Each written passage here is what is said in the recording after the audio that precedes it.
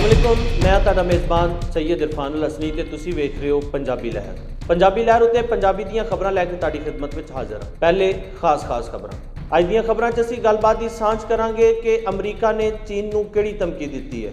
इस तो इलावा गल करांगे कि वज़ीर आज़म ने कौम दे नाल खिताब करदे होए की आख्या है। सदरे मुमलिकत दे ज़ेरे सदारत होने वाले इजलास विच की फैसले किए गए हैं।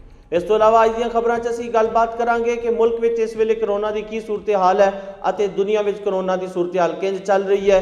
सऊदीया के मुफ्ती आज़म ने किहड़े खास फैसले किए।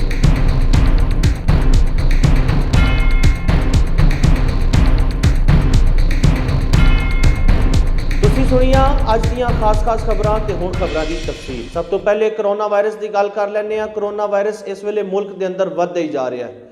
8000 के करीब केसेस इस वेले रजिस्टर्ड हो चुके हैं। अगर असी पंजाब की गल करिए तो पंजाब विच इस वेले 3649 केस रिकॉर्ड हो चुके हैं।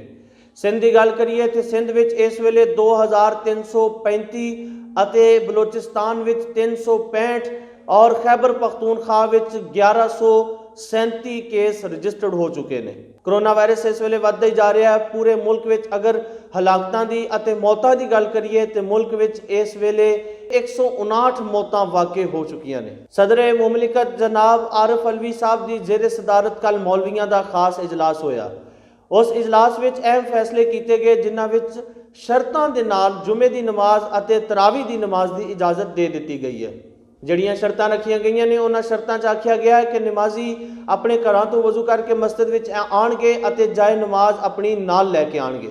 मुसल्ला अपना घरों नाल लैके आउणगे जिहदे उत्ते वक्री नमाज अदा की जाएगी। इस इजलास विच फैसला किया गया कि 6-6 फुट के फासले ते नमाजी खड़े होणगे अते बाजमात नमाज पढ़ी जा सकती है। जुमे अते तरावी की नमाज की इजाजत देंदियां होइयां सदर वालों फैसला किया गया कि लोग अपने घरों तो वजू करके आएंगे अते 50 साल तो वध उम्र वाले नमाजी अपने घरों में ही नमाज अदा करेंगे। इस तो इलावा नाबालग बच्चों नूं भी मासूम बच्चों नूं भी मस्जिद विच आउण की इजाजत नहीं होगी। वज़ीर आज़म पाकिस्तान जनाब इमरान खान होरां दा कहना है कि 20 मई तक मुल्क विच केसां की तादाद वधन का खदशा है। उन्हां दा कहना सी कि असीं डंडे दे नाल करफ्यू लोकां उत्ते नहीं ला सकते, ना ही लोकां नूं घर विच बिठा सकते हैं। डंडे दे नाल लॉकडाउन करना नामुमकिन है। लोगों को आप इस गल का ख्याल होना चाहिए है कि यह बीमारी बड़ी बुरी बीमारी है और लोग अपने घरों के विच आप ही रहन और इसकी आदत भी बनाउण। असी कोशिश कर रहे हैं कि लोगों को अवेयरनेस दईए, लोगों को शौर दईए कि लोग अपने घरों के अंदर ही रहन। पंजाब तो भी खबर शामिल कर लैंदे हां। पंजाब के वज़ीर आला जनाब सरदार उस्मान बुज़दार साहब रात गया अपनी गड्डी लैके कल्लियां ही लोर का जायजा करने वास्ते पहुँच गए। कई सड़कों और कई इलाकों का दौरा किया और ट्रैफिक वेख के उन्होंने परेशानी का इजहार भी किया। वज़ीर आला पंजाब जनाब उस्मान बुज़दार उन्होंने कहना सी कि सिक्योरिटी फोर्सिस अते लॉ एनफोर्समेंट एजेंसीज़ नूं हिदायतां जारी कर दित्तियां ने कि ट्रैफिक घट तो घट सड़कों उत्ते आवे, लोग अपने घरों के विच रहन। इस तो इलावा वज़ीर आला पंजाब जनाब उस्मान बुज़दार होरां ने एक बारी फिर लोगों को अपील करदे होए आख्या है कि लोग अपने घरों के विच रहन अते लॉकडाउन उत्ते मुकम्मल अमल दरामद करने की कोशिश करन। करोना की तबाही की अगर गल करिए तो करोना की तबाही हर पासे सानू नज़र आ रही है। अगर सिर्फ अमरीका की गल करिए तो लंघण वाले 24 घंटिया के दौरान अमरीका विच 900 के करीब हलाकतां हो चुकियां ने। 39,000 के करीब हलाकतां टोटल ने अते खौफनाक सूरत हाल अमरीका विच वेखण नूं मिल रही है। सदर डोनाल्ड ट्रंप के खिलाफ सदर डोनाल्ड ट्रंप के हामियां ने ही अमरीका विच एहतजाज शुरू कर दिता है और एहतजाज करने की वजह लॉकडाउन दसिया जा रहा है। इस तो इलावा अमरीका के सदर डोनाल्ड ट्रंप ने मीडिया के नाल गलबात की सांझ करते हुए आख्या कि असी करोना वायरस के मुतलक रिसर्च कर रहे हैं तो इस हवाले नाल सब कुछ जानने की कोशिश की जा रही है। अगर चीन ने कोई शै लुकाई हुई तो ये नतायज चंगे नहीं होणगे। इस तो इलावा सऊदीया तो भी खबर शामिल कर लैंदे हां। सऊदी अरब के मुफ्ती आज़म शेख अब्दुल अजीज़ होरां ने यह पैगाम जारी किया है कि अगर करोना वायरस की यह सूरत हाल इस तरह ही जारी रही और करोना वायरस की यह वबा इस तरह ही फैली रही अते लोगों को तरावी ते नमाज़े ईद घर विच ही अदा करने का फतवा जारी किया जाएगा।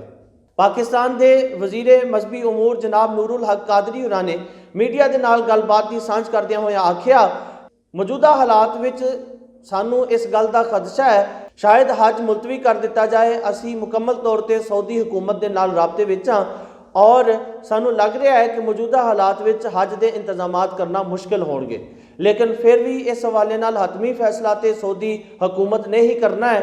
जिहड़ा भी फैसला सऊदी हुकूमत करेगी असी उहदे उत्ते अमल दरामद करांगे। नून लीग के रहनुमा शहबाज शरीफ होरां उत्ते अजकल नैब विच मुकदमा चल रहा है।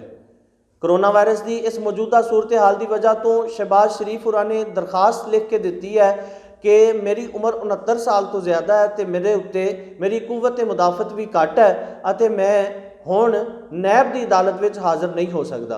कोरोना वायरस की वजह तो मैनू नैब की अदालत में हाज़री तो इस्तसना दिता जाए। अजे तो फैसला नैब की अदालत वालों नहीं आया।